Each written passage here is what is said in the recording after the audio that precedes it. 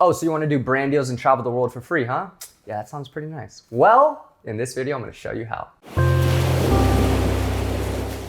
What's going on, guys? I'm Kostas, and today we're going to be talking about how to successfully execute a brand deal. I'm going to be talking about what you need to do in the pre-shooting process to set yourself up for success, things to do and think about during the actual shooting process, and what to do once you're done shooting. So guys, quick disclaimer, this video is not about how to get your first brand deal or how to work with brands. It's once you've gotten a brand deal, tips on how to execute it properly. The tips that I'm gonna be talking about can be applied to pretty much any shoot that you do. It just so happened that I was recently in Big Bear working with a travel company called Getaway House, and it sparked the inspiration for this video. All right, enough rambling, let's get into the tips. So every shoot that I do, especially when I'm working with brands, I like to go in having done some planning and some research. Going into a shoot with a plan is just going to allow you to execute to the best of your ability, and I've found that the more prepared you are, the better the end result is gonna be. So the first thing you're gonna wanna research is the actual brand that you're working with, obviously. So what you wanna do is check out different social media pages that they have, their website, and see what kind of content they typically post. This will allow you to do two things. Number one, if you know what kind of content they tend to post,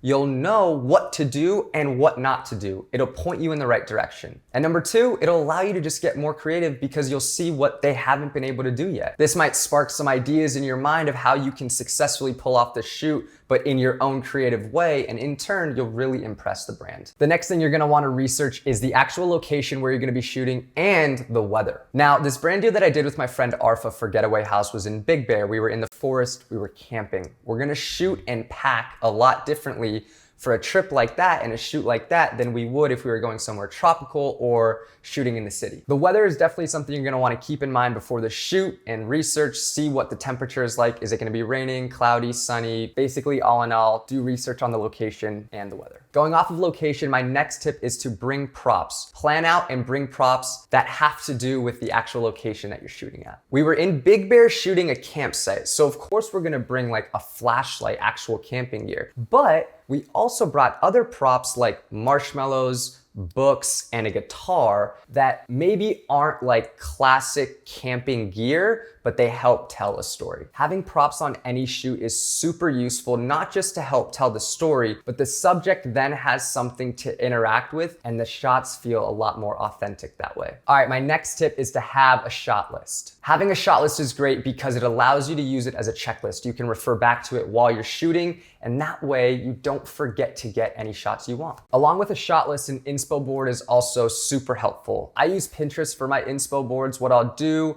like we were camping, I'll type in camping and I'll pull a bunch of photos that I like the vibe of and make a whole board on Pinterest. That way I can refer back to it while I'm shooting, and it just gives me inspiration for getting certain shots. On top of using Pinterest, I'll also pull inspo from other creators, whether it's on YouTube or Instagram. You can get some real inspiration from looking at other people's work. Just make sure to make it your own because you don't want to copy. You want to draw inspiration, but you want to make it your own. The next tip is for if you're making a video, and that is to choose the song beforehand. It's no secret that the song in a video determines a huge part of the vibe of that video. So having a song selected beforehand helps the shooting process a lot and will, lead to a better end result. And my last tip regarding the pre-shooting process is to choose and bring the right gear. By planning everything out, having a shot list, an inspo board, etc., will give you a better idea of what gear you need to actually bring on the shoot to help bring your vision to life. Believe it or not, I don't bring every piece of gear that I own on every shoot that I do. Every shoot calls for different equipment. So understand what you need and what you don't need, and leave what you don't need at home. Going off of that, there's sometimes gear that I don't own personally that I want to use for a certain shoot, so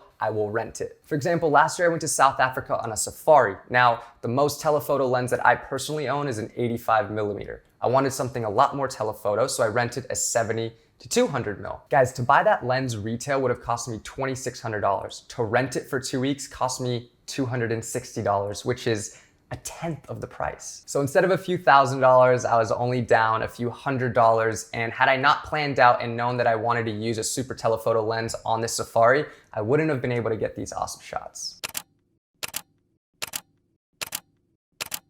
So yeah, plan and choose the right gear for that particular shoot. And if you don't own something that you want to use on a specific shoot, you can always rent it. All right, so you've planned everything out and set yourself up for success in the pre-shooting phase. Now for the actual shooting process. My first tip when shooting is to get the same shot from different angles and at different focal lengths. Take this shot for example. I wanted to get Arfa walking from the getaway house to the fireplace, so I made sure to get the same shot from in front of her and in back of her. I was then able to choose which angle I liked better when I was editing, but the point is, I gave myself the option. Along with different angles, you're gonna wanna get the same shots at different focal lengths. Shooting at different focal lengths and getting wide shots, medium shots, and close-up or detail shots adds variety to your shot selection and allows you to tell a better story. Take these shots for example. It's the same scene, just shot at different focal lengths and a variety of shot selection. A main focus in the video was the Polaroid camera. So we have a wide shot,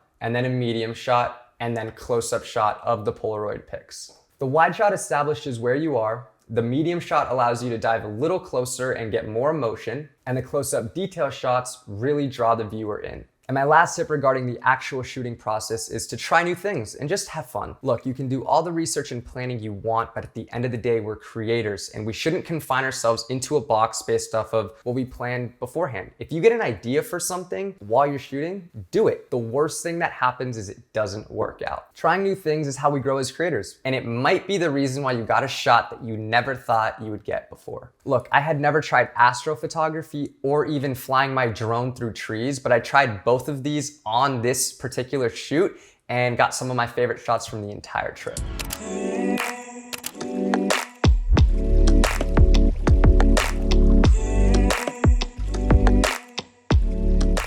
All right, so your shoot went amazing. Now it's time to just edit and deliver that content to the client. And I just have one tip regarding that, and that is to over deliver. Now you do this in two ways. One, quick turnaround time. If they give you 2 weeks to submit the content, submit it in 1. And second is to over deliver on the deliverables. If they ask for 10 photos, give them 15. If you just agreed on a 30-second or minute video, do the video and submit some photos as well. It'll make you look a lot better to the brand, 1. It'll make them want to work with you, 2. And word will get out that you're a great client to work with and other people will want to work with you as well. Guys, regardless of if you've never shot for a brand before ever, or if you shoot for them regularly, I hope you at least picked up one valuable tip in this video. And if you did, if you liked this video, please smash that like button and consider subscribing if you haven't already. With that being said, that does it for this video. I'll see you guys in the next one. Peace.